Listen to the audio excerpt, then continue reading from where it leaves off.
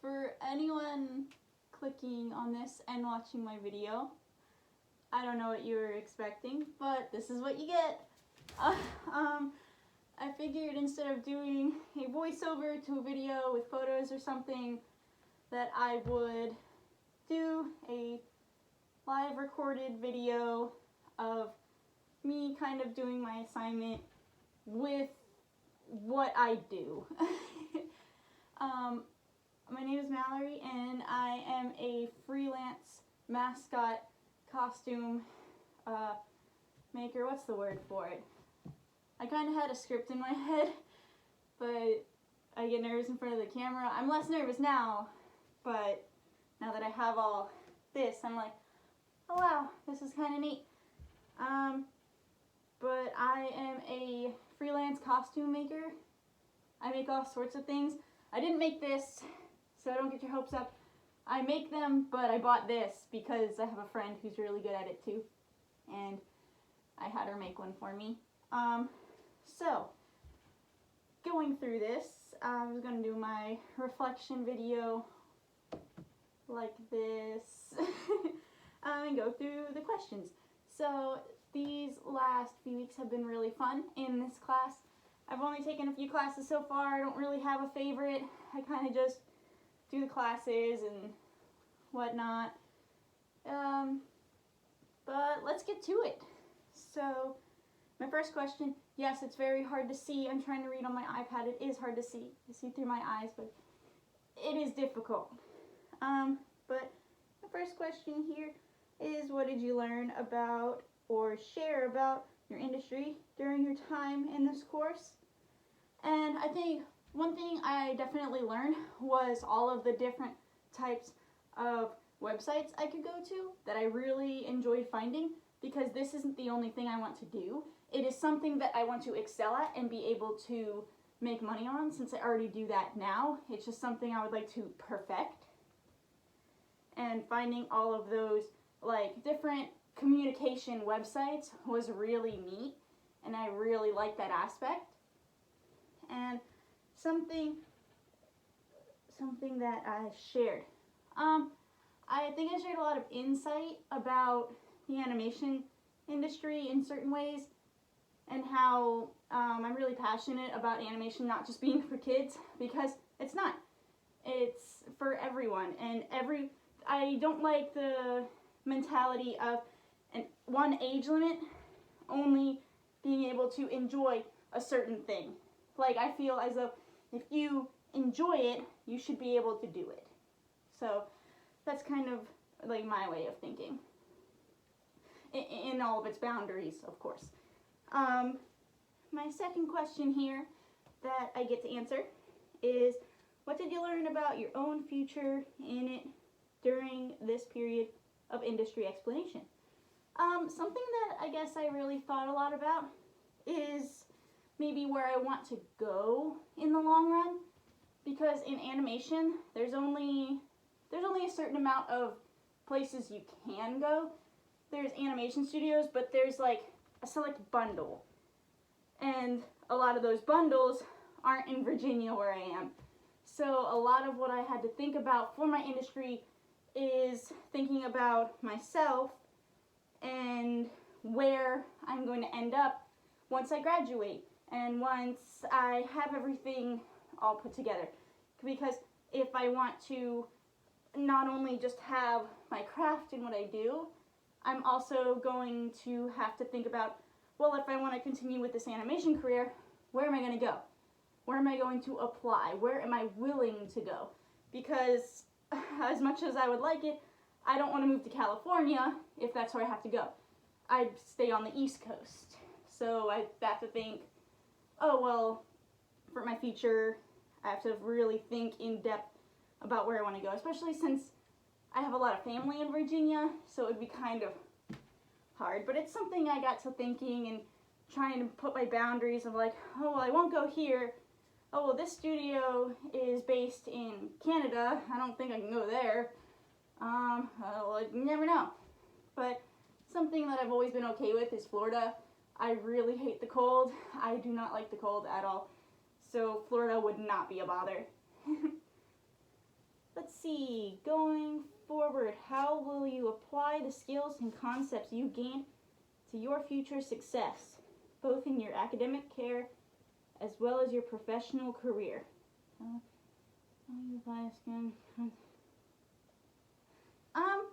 I would say now that I have access to a lot of these sites and things that I never knew about, like I like to bookmark things, so whenever I was looking through like all these animation like blog sites and stuff, I'm able to use that to go back and look into what I need to learn and stuff like that. Hold on, my brain's trying to process this question. And then I guess, let's say, those kind of things that I've learned now, like about technology and about the future, I can kind of put towards what am I going to buy? What should I hold off on until this next version comes out? What should I look out for? Like, especially in the industry I'm going into, and when I'm thinking about the future and how 2D animation's kind of going out the window right now. I think it's going to make a comeback at some point, but it's definitely not going to be now, because 3D is kind of like the thing, CGI and all that, and making something as realistic looking as possible is kind of like, oh wow, let's do that all the time, let's do it, oh my gosh. So I think kind of like applying my knowledge of looking in more places for advice, because usually if I need help on something, if I need help on making something, I kind of just either, I guess, with a lot of trial and error, or I might ask a question on my Twitter every now and then.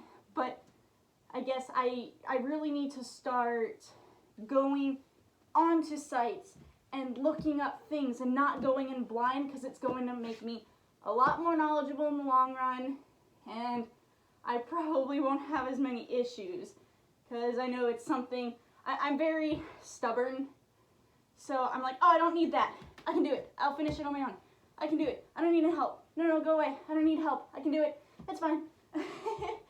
But something I do need to learn of where help is okay, and I'm very like, I don't want to bother people, so I feel like, oh, if I'm asking and I'm going forward and bothering people, it's just like, I don't want to bother people, oh no.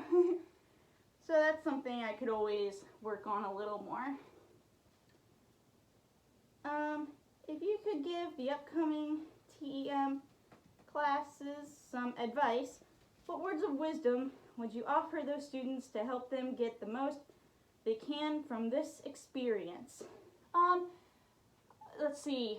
What I struggle with is I'm a procrastinator, and I think I put this in my reflection from my first class, but I'm going to do it again, because maybe if I drill it into my head, it will eventually sink to not procrastinate, because this video is due today, and I'm filming it today when I could have 3 days ago, and I was home 3 days ago. Like, my work week, I was off Monday, Tuesday, and Wednesday, and I work today on Thursday, and the video's due. But I was like, I was home all these 3 days, but I didn't do it because I was lazy, and I really need to stop doing that. So one thing I would say is don't procrastinate, and that's an overall general thing that might not really pertain to the class, but something that really needs to be worked on with me, that others might be like me, is please don't procrastinate, because you're going to feel very rushed. Like right now, I have to leave very soon. It's 11:21 a.m. right now, and I have to leave in an hour. And now I feel like, oh my gosh, I got to get this video done. I can't take another take, so I took this all in one take. So procrastination, work on that. And for this class specifically, I would say there's a lot of, I did the bare minimum. And that's not because I'm really lazy. It's just because of my procrastination, I would do all of my assignments at work, and I would only have a limited time before I was able to turn it in. So I did the bare minimum. I didn't like on the rubric where you could do more to get the 100.